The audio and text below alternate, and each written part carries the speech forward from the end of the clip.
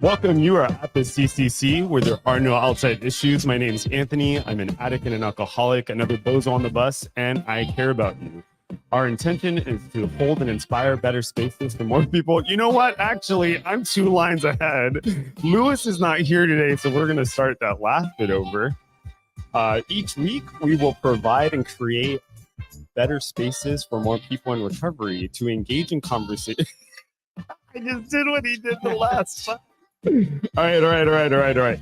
You know what's great? Can you shut the music off? Jesus Christ. God, it's like black. Okay, let me tell you what's happening right now. On the way here, so I took an Uber to come to the studio today, and I was practicing the script over and over and over again, the poor Uber driver. And then I came here, and all the lights are on, and I totally lost it. So we're going to do this without the loud-ass music in my ears. So each week we'll provide and create a brave space where we can engage in conversations of topics of recovery. Our intention is to hold and inspire better spaces for more people in recovery by tackling issues sometimes used to separate us. And now the disclaimer: the views and thoughts expressed on At the CCC are ours alone. We do not represent anyone but ourselves. The material and information shared here is for general information purposes only. In other words, we're just a couple of friends behind a mic here to entertain you. I did the last part. You stuck that. Yeah, you stuck that. Oof, gosh. Okay, well, so for folks watching and listening, as you see, Lewis is not here. He is not feeling well, likely COVID, likely maybe the doxy's not working. I'm not sure. But he's not here today. And so that being said, our friend Jose, who was scheduled to be here and did show up, is here today, and I'm really excited to have him on the show. He's one of my closest friends. He's one of the people that I go to whenever things are coming up for me. I'm like, hey, Jose, can we have some lunch? Which is usually code for I am having a panic attack. So Jose, how are you? I'm good. I was not told that the person who sits here normally has COVID. He doesn't have COVID. I'm just talking shit. Yeah. I'm good. Yeah, just trying to stay warm on this, rainy day. I know we're both wearing hoodies. You know what this looks like? My hoodie looks like a Snuggie. That's what I thought. It looked like a Snuggie. I'm not wearing a Snuggie. Although maybe we should start wearing Snuggies on the show. You don't know if this is you want me to turn around? Yeah. You have like the pockets for your remote. So before we start, we ask all of our guests to answer 3 questions. Okay. So you have 3 minutes to answer 3 questions. Okay. And those questions are: first question, where are you from? And then this is like, where am I from? It's not like the loaded, like, where are your parents from question. No. You know what I'm I'm like, where are you really from? I know. So I'll give you. Do I detect an accent? Is that Mexican? Guatemalan. I'll give you both answers that I give people. So I'm SF native, born and raised, born in General Hospital, which I guess is Zuckerberg now. And grew up here my entire life. But my parents, and I guess culturally, I am Guatemalan, full blown Guatemalan. Full blown, as far as like my parents are concerned, their grandparents, their great grandparents. Yeah. That's so cool. I knew that. I don't know why I had that reaction. But it's not for me. It's for people listening. I think you forget. No, I don't.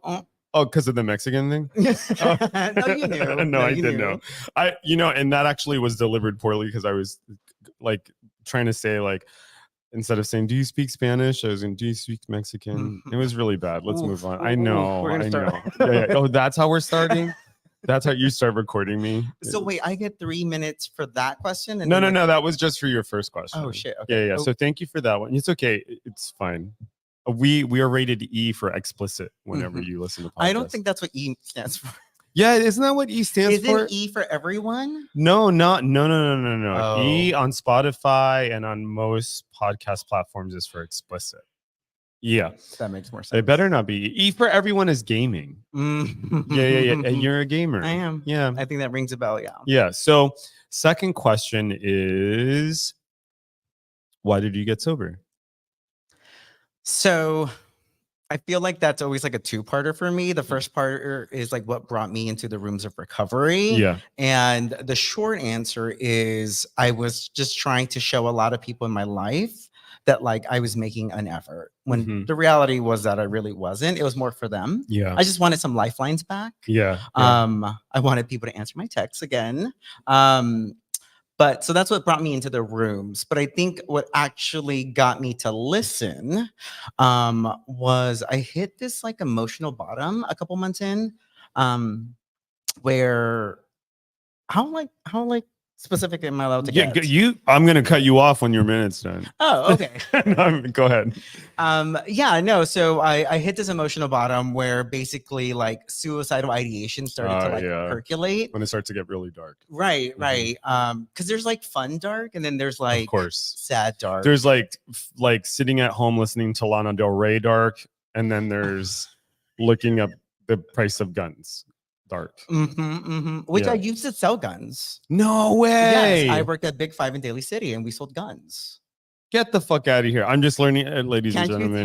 Can't you tell? Day and then friends. Yes. I had no idea. Yeah, so that's basically the bottom that got me to go like I really gotta like get sober because I don't trust drunk Jose or high Jose to like make any like decisions. You know, I love that you're sharing that because one of the motivators for me behind staying sober is that I am pretty certain that if I go out again, I'm going to kill myself. Because the last time I went out, like those thoughts were louder than ever. And like, it was, it was by the grace of God that I didn't do anything ridiculous in my opinion for myself, you know? Well, those voices that you're talking about, I think that's interesting because I feel like I had maybe heard those voices inside of me. Yeah. But when I'm talking about my specific bottom, it's when I believe those words. Right. That was the first time where I'm like, oh, I do think this is something that's. Oh, right. Yeah, for sure. It's like, and you know, one of the things that I feel like, and then we'll move on to the last question, and then we'll come back to this one.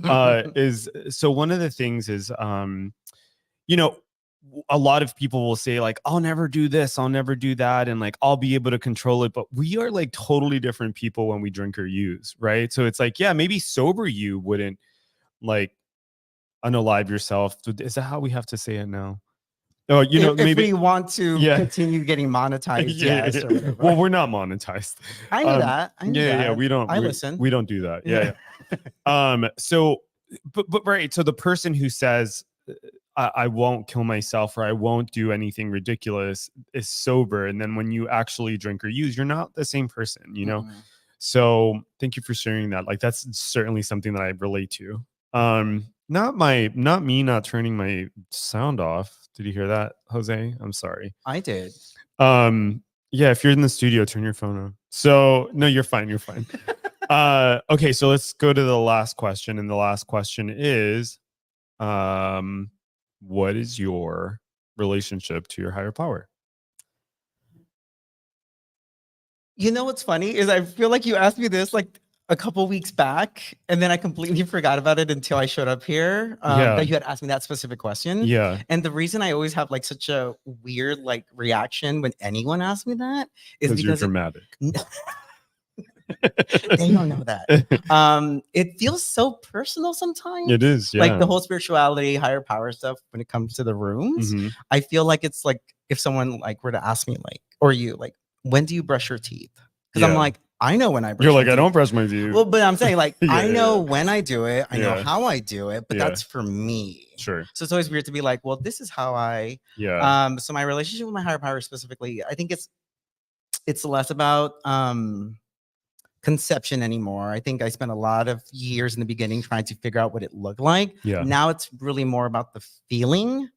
Or as the kids would say, vibes. The vibes. Is that what they say now? Yeah, right? Yeah. God vibes. The God vibes, right? So it's really about where I feel and hear my higher power. Okay. So that's, I think, my relationship specifically is where I see it the most. Right. But I think just from like a general standpoint, I feel like I unabashedly love my higher power. Oh, me too. And that's not something I say out loud often. Yeah.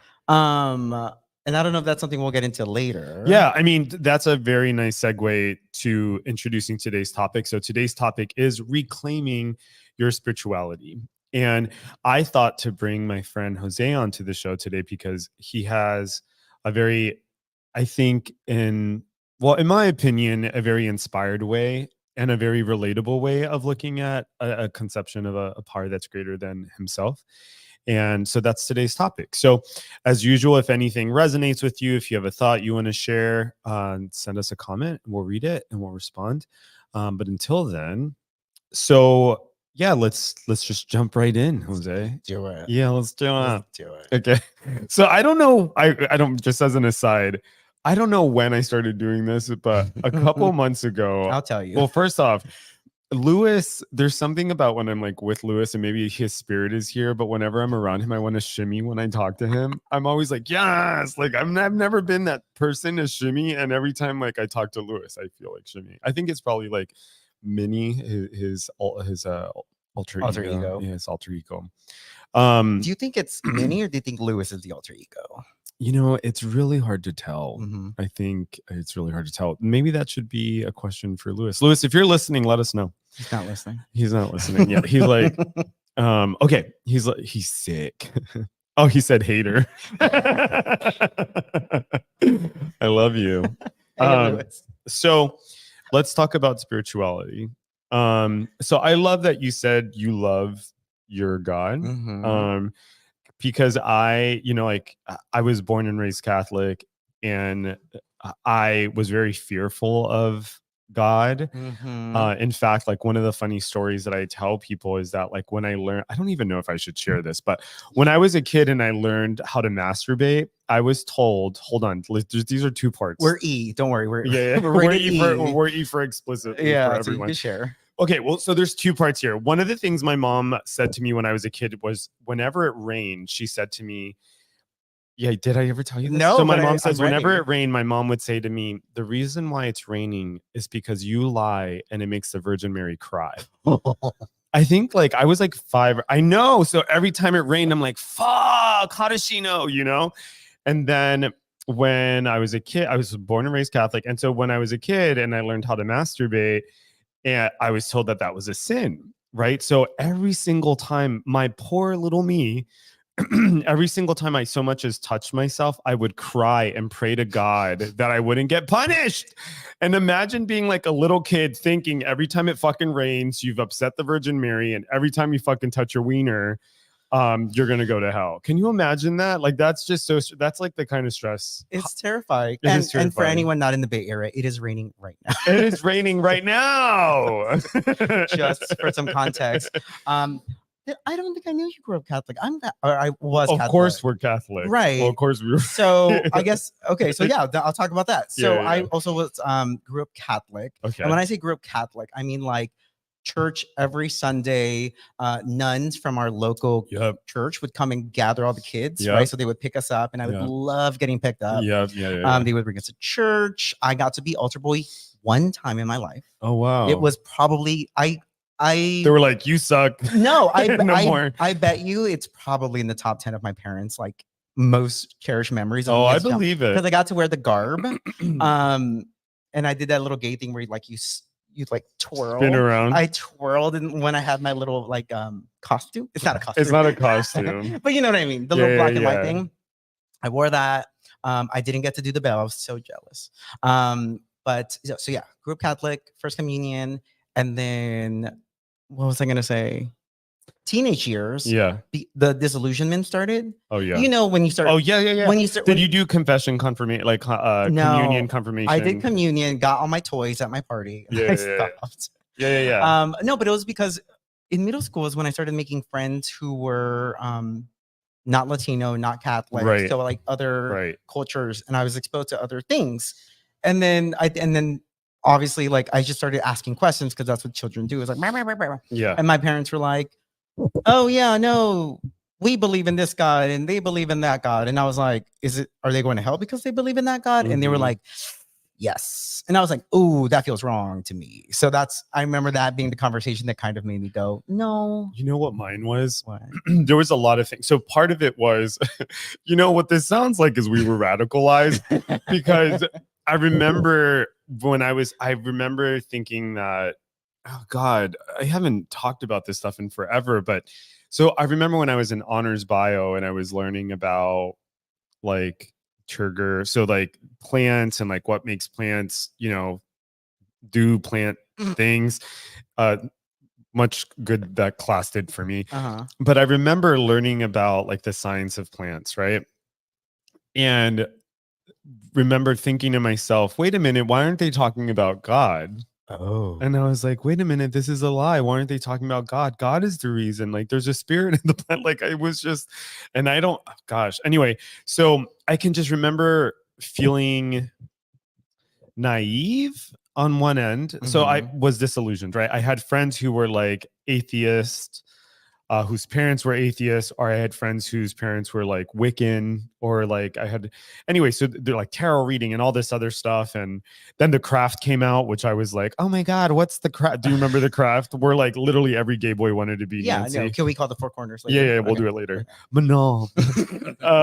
So I just remember being a kid and like, I just, the God of my understanding was persecutory and mean and was angry all the time and was constantly punishing me, and you know what I mean? And so I had to stop believing in this thing that was hurting me, right?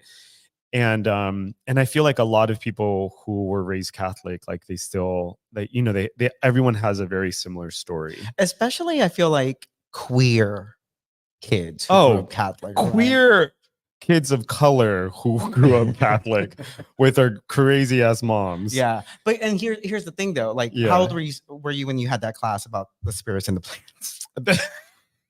I think I was 15. Okay, so you're 15, right? And then I was probably like 13, 14 when I had my little moment, right?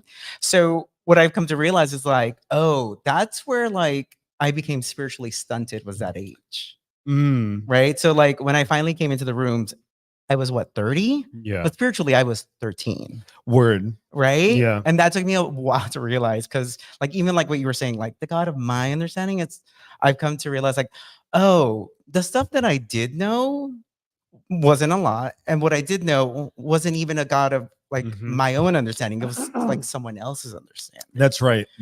And even, sorry, go ahead. No, and that's it. I'm just like, I think that was like a big barrier for me in the beginning, getting over. No, for sure. Me too. It's like, I can remember like I just remember like feeling like God hated me, number one. And number two, that this God that hated me was telling other people to hate me.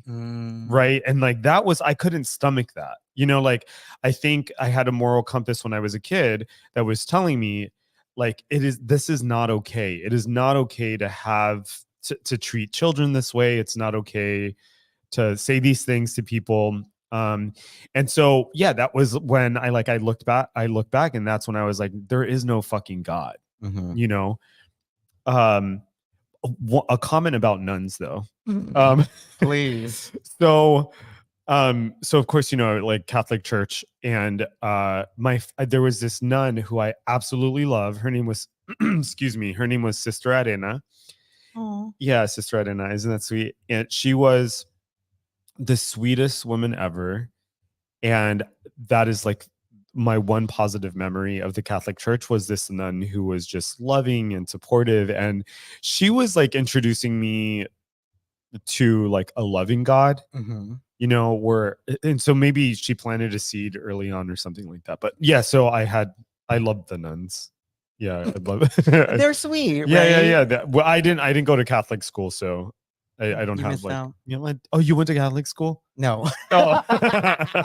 I remember wishing I did. Because they get the cute little like outfits and everything. Oh, God, I wish I would have gone to Catholic school, because being poor and like this is a whole other story, but like having to wear the same clothes or like just all of that stuff was torture growing up. That was the other thing where I was like, there is no God. Why is my family poor? Like I went through that. Although to be fair to my family, like I didn't even know I was poor until I started meeting like wealthy kids in middle school. Right. And by then I was like, oh, then that's when it felt like Adam and Eve in the Garden of Eden, where like I realized that I was poor. I was like, oh shit, I'm embarrassed, right? Where like at one time I was surrounded by other people. I have a dumb question. Yeah, let's hear it. Do you think we expect things, at least from like Catholic God? Did you think like we grew up expecting things from Catholic God because we also like believed in Santa Claus who would like give us things, and so we're like raised to believe in something? I thought, yeah, my God was like Santa Claus. Well, growing up, it was like, well, if you want something, you should pray for it, and if you don't get it, you're being punished, right? And so if you're like a young poor kid and you're not getting things, then of course you feel like you're being punished, right? God, so fucked up.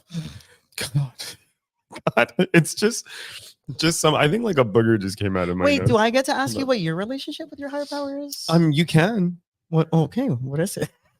What's my relationship to my? So I think I relate to a lot of what you're saying. Like I absolutely positively love God. I love talking about God. I love like. I never in a million years thought I would be the kind of person who's like, yeah, let's talk about God. You know what I mean? Yeah.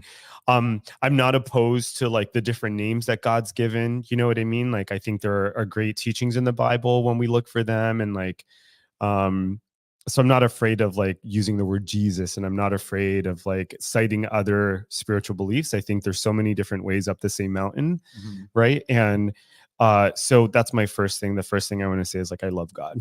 And I think part of that for me is it's something that I've had to cultivate over time. I can actually tell you the moment when I had the change. So there was this one day I was what? When you said the change. I know. I'm like, why did I say that like I'm menopausal? Dear God, it's me, Anthony. Dear God. I'm having heat flashes. Okay, so when you had the change. So when I had the change. So I don't remember. Okay. I remember what I was doing. So I was riding my bike before it was stolen. An old Catholic me would have thought that's God punishing me. But no, I just lived in Was it raining that day? It was raining. Okay. Well. Yeah. And I was masturbating at the same time. It was raining. I was masturbating riding my bike. It was Berkeley. I love it. Yeah. So I was riding my bike. It was raining, and I was praying. Right. I was doing the third step prayer, and I was just praying. And at some point, I stopped, and I go, "What the fuck am I even doing?" Like, I'm saying this out loud. I'm like, what the fuck am I even doing? This is so ridiculous. Like, there is no fucking God. Why am I kidding myself? Like, I just started like yelling and riding my bike. And I'm like, oh, it was just so angry. And I'm like, this is fucking ridiculous. And like, it's fucking raining. And like, there's no fucking God. Like, I'm just like so upset, you know? And at some point I stopped and I started laughing, because I think that is the moment I connected with a power greater than myself. It was like the second when I remember I just started laughing, and I felt this like presence and this connection, and I thought, oh, right. And I think the way I came into contact with God was I stopped fucking lying, right? Like I was doing this thing, and like I was just kind of like just doing this thing, but like I wasn't connected to it, and I was just kind of, and then the second I was like, what is this shit? You know, I feel like that is the moment I started to become the person that God had wanted me to become. Oh, I love that. Yeah. I'm trying to, I feel like that jogs for me. I don't think I had like that type of like burning bush moment. Yeah. But I think my journey with spirituality is kind of similar in the sense that like I felt my higher power.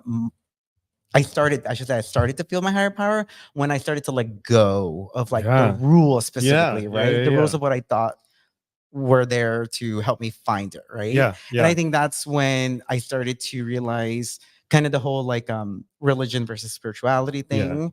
I was like, oh, now I feel it, because I'm not worried so much about like all the external stuff. That's right. It's the feeling. And I get that feeling much more when I'm not putting these like weird expectations about like, you know, like, well, yeah. What just happened to you? Because I'm trying to be really conscious of like not coming for like any one religion or just religion in general, because I think that's, like you said, like it's great. You're allowed to have your opinions. Okay, yeah. So it's great and it's there for a reason. There's a lot to take from it, right? But so much of like those like external object things, like the cross or the places of worship, like that's what makes me think that like I have to do those things in order to feel higher power. And then when I let go of that is when I actually felt it the most. Right. And that's my own higher power. I love that. Yeah. I mean, we're both describing the same thing. That's kind of like releasing and like something. One of our producers is yawning so hard right now. Oh my God. Oh my God. It's so sad. Oh my God. The second I turned over, he's just like big ass yawn. Maybe that's how he connects with his higher power, is through yawn. Through Ambien. So one of the things I love what's said in the big book, or in the third step, which is this is actually in the 12 and 12, that like all we need is willingness, right? Like just willing to be willing, right? And that's all it takes, is like this.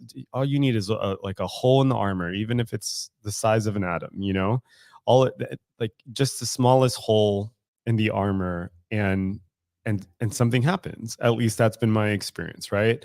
And for me, it was that letting go. You know, it's like that letting go, and then I opened up. You know, one of my Sandy Beach talks about this in one of his talks, RIP Sandy Beach. But he talks about how so many of us, like, they find all these different ways of talking about God and all the different names we give God. And he goes, at some point you realize, oh shit, we're all talking about the same God. Right. That's been my experience today. You know, it's like so for example, like my family is very religious. You know, my family believes in Christ and Christ's teachings and stuff like this. And I listen to them and I'm like, oh, I believe in that same person too. Right. Like, I'm like, I know what you're talking about. And I think that's why in the big book, it says we are wise not to, what is it? It's like, basically like, we are wise to listen to religious people, like not to just kind of reject them wholesale.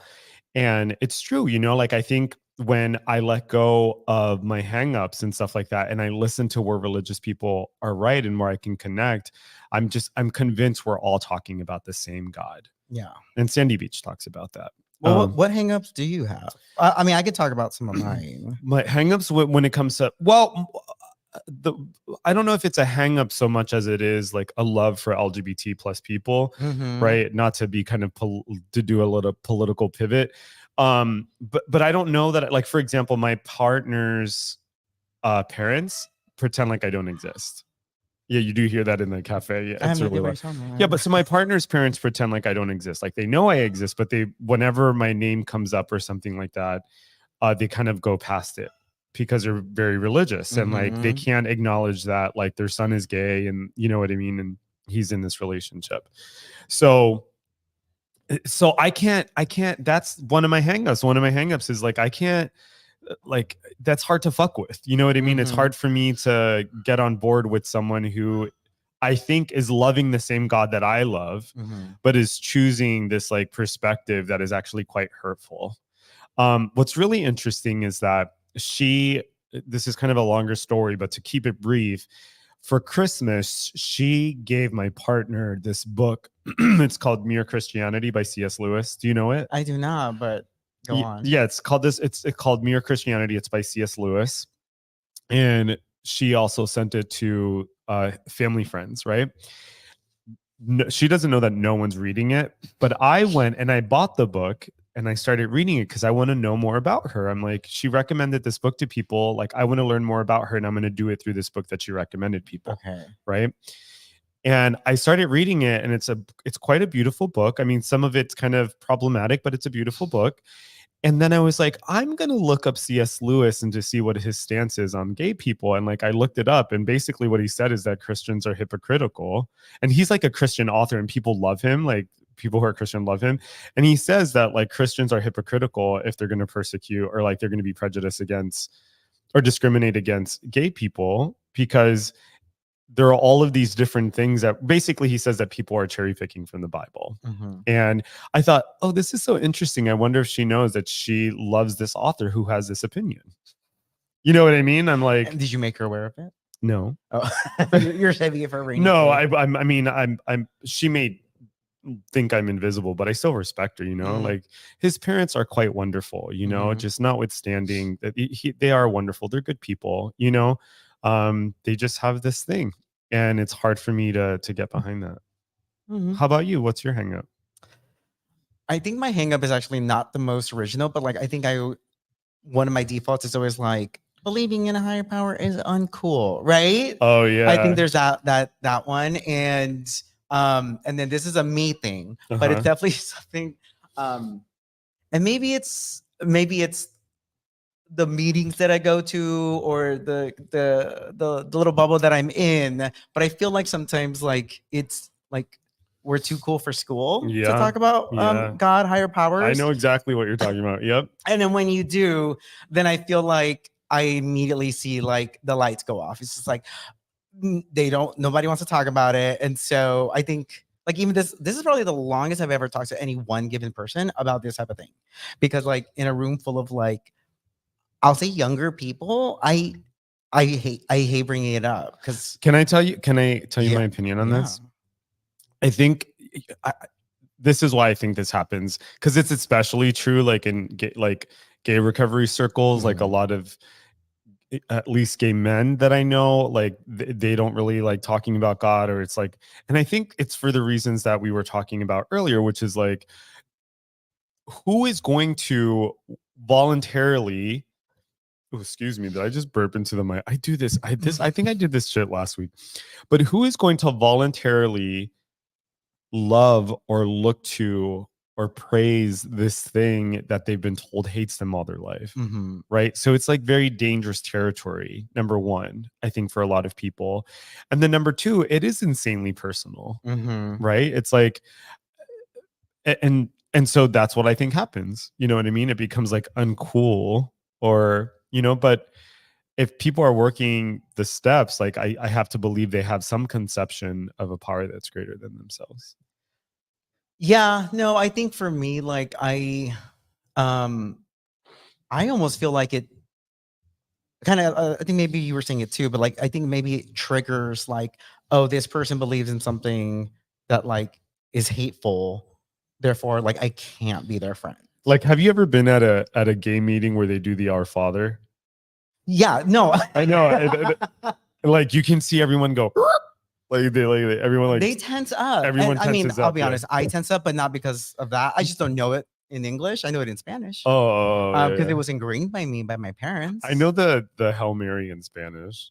Wait, what's the Our Father? I feel like you have to do. How does the Our Father start? No, what's just the first in Spanish? Yeah. Padre Nuestro. Oh yeah, I do know it. Padre Nuestro que estás en el cielo, santificado sea tu nombre. Yeah. I guess we are calling the four corners. And then do you know this, the Hail Mary? I don't. Dios te salve María, llena de gracia. I was a good kid. I didn't need to know the Hail Mary. Okay. Not a Catholic read. No, that was a you read. That was a you read. No, but I think going back to the whole thing, I think sometimes I kind of just like, I just want to shake people and be like, I swear when I talk about like higher power, it's not about the one that you hate. But also at the same time, I'm like, I'm also not in charge of educating you. Like, No, you'll get there. You'll get there. It takes time. I don't know. You know, one of the things I've believed for a really long time is that God has had horrible PR people. You know what I mean? Because let me just have a moment here. Like, the God of my understanding is so life-giving, is so precious, is so like, oh, just blah, you know, it's just so wonderful. And when I'm in touch with God, like life is just so perfect. It doesn't matter what I'm doing. I could be sitting in a pile of shit and I'm like, thank you, God. Right. And when I get in touch with that, like I think, oh, this is why there are people who are fanatical. Maybe they also have this experience and they are they want people so bad to have this particular experience. And this is where like I feel like God has bad PR people. You know what I mean? It's like people who, they believe in they do have these experiences, but they just go about kind of communicating these messages in ways that are just inaccessible and alienating. Yeah. Well, that's what I love about spirituality, right? Because it's like you have your own and you're guided by your own set of like inward principles. And because of that, like you carry yourself in like this way that is attractive, right? And because of that, I'm like, oh, cool. So this is nice for you. So that's working, right? As opposed to like the opposite, which is just being told that it works. It's just like, no, I see it work because like, I see how you live your life and that's really cool. And that's what I want to do. Yeah. I mean, that's a very Quaker principle, right? Which one? A very Quaker principle is like not to evangelize, but to live attraction, not promotion, right? Is that like if you believe in this thing and this thing that you believe in, like makes you emanate whatever, then that is your evangelizing. Like living a good life is your evangelizing. And I think when we talk about the 12 steps in AA, for example, we say attraction, not promotion. It's the same idea, right? Like if you're living a good life, right? And you come across someone who's sick and suffering with like substance addictions or process addictions or whatever, and they ask you like, why do you sound and look the way you do? Like, why is your life so good? Right? Like, I think that is one of the ways that we can be of service, right? Like that is one of the ways that I think spirituality exists for me. I am so, for example, like very touched that I have sponsees, that like I get to impart something that someone wants to hear the shit that I think, and I never feel more connected to God than when I'm working with a sponsee or if I'm working with clients, right? When I'm connecting with other people, because I feel in like those moments, I'm like, yes, this is why I'm here. How did we get here? I don't know. And it's funny too, because and I'm not being contrarian. I feel like I feel my higher power the most when I'm by myself. Are you going through the change? No. It's definitely like when I'm like out in nature and like I see like. I mean, I had that experience too. Okay. Yeah. So I guess for context, like I feel very fortunate in that, like, I think, I know what my life's purpose is. I feel very fortunate in that way. And I feel like very blessed in that, like, what I am called to do is work with other people. And my evidence that this is my life's purpose is that because that's when I feel the most like connected and whole. Like I feel like, like as you know, like I'm a therapist, and so there's just something that comes over me when I'm working with other people. Like words are coming from places that I don't know. I mean, this sounds really woo woo, but it's true. It's like whenever I'm working with a client, like I'm saying things and I'm like, where is that coming from? Or someone always said, like, I've been told, like, Anthony, like, you always know the thing to say, or like just being around you whenever I did blah, blah. And I can't take credit for that shit. Like, because my default setting is actually quite angry. You know what I mean? Like, if I were relying on myself, I would be not a very nice person, right? Like my default setting is to be by myself, to fucking tell people to go fuck themselves. Like go do all your weird shit somewhere else, right? But that's just not what comes over me when I'm like in the company of someone who's sick and suffering or who is seeking like my advice or whatever. Like, and I think so. Anyway, I'll end by saying that. And I feel very fortunate. Like I'm like, oh, God has chosen to use me in this way. This is the way, like, I get to do this thing on earth because I can't take credit for it. You know what I mean? And for other people, that's art. And for other people, that's something else, How about you? What do you think yours is? My purpose? Yeah. Oh, gosh. Such a deep question. Okay, maybe. Okay. No. I think it's similar vein of like just to leave things better than you found them. Yeah. Right. And I think when I say that, it's less about like the world. I mean, obviously, like I love nature, but obviously I love nature. But I mean, just like in general, just like I'm hoping that like aren't like when I interact with someone that like afterwards it was a good experience versus a bad experience, right? Because I do honestly feel like I'm on borrowed time. I truly feel like anything after like my rock bottom is like you do you remember those old Goosebump books, like the Choose Your Own oh my God, R.L. Stein. Okay, so do you remember when you would be like, oh, go into the mummy's tomb, choose your own adventure, right? And so you're like, okay, well, turn to this page, but you don't like go of the old page. You're like, oh, I didn't actually go there, so I didn't die. So that's how I feel, where I'm like, oh, I got to see what was coming, and then but I got to turn the page back to where I was before. I have no, you know what's crazy about you bringing up Goosebumps is that my childhood friend, may he rest in peace, Raymond Soto, introduced me to R.L. Stein, and he died while in middle school. So it just feels really like, ooh. Oh my God. Oh, yeah. No. That's just really cool. I have like such a fond memory of Goosebumps. Yeah. So with the borrowed time, it's just like to use it like to be a productive member of society, which sounds like so. Like, can I tell you a secret? Can I tell you the secret around like human like purpose? Okay. I think we all have the same purpose. Yeah. It's like, I think this is just my opinion, but I think that the purpose for life, like the reason why we're on earth, is to connect, right? Like that is the fundamental kind of purpose, and the way we connect, that's where things start to kind of like look a little different for everyone, you know? And I think, and then my last thought around that is that I also think that sober people are very special, and the reason why that is because I'm a firm believer that many of us should have died a long time ago. Many of us should be like locked up, you know, like names. Do you want to say names? The producer that yawns and is playing a game while we're like,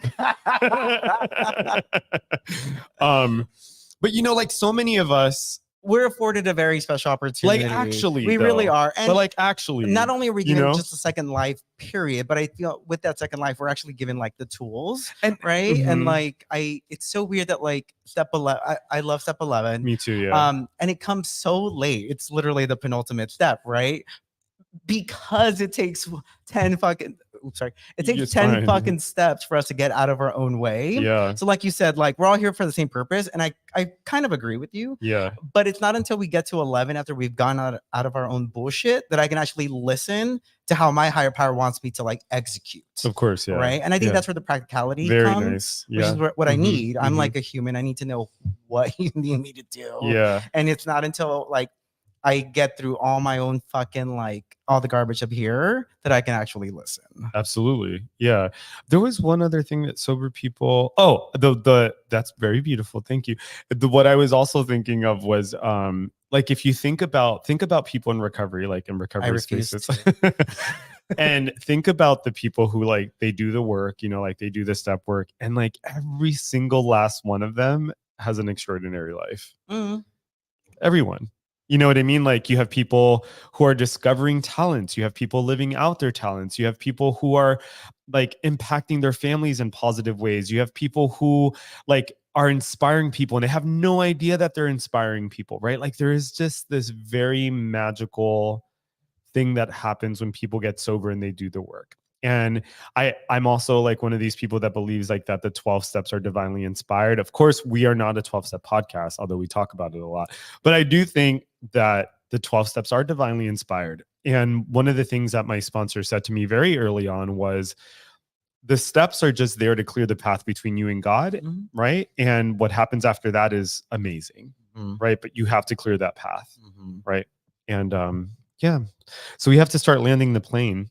You know I can't. Okay, I'll start. Well, first off, thank you. We're going to continue talking for the podcast. The podcast. Okay, Sally, do this. Yeah, let's find this plane. So the Castro Country Club is a safe and sober community center for all people, and a refuge for the LGBT recovery community. You want to read that one? We provide programs and services that help people change their lives by supporting personal growth. Very nice. Our vision is to reduce the suffering of addiction by connecting people, community. What is up with me today? We're going to do this all over again. Our vision is to reduce the suffering of addiction by connecting people to community, opportunity, and support. You can find more information, including all the ways to contact us, at www.castrocountryclub.org/podcasts. Tune in every Tuesday at 4 p.m. Pacific Standard Time when we go live on our Castro Country Club Facebook and YouTube channels. Find us wherever you listen to podcasts. So we keep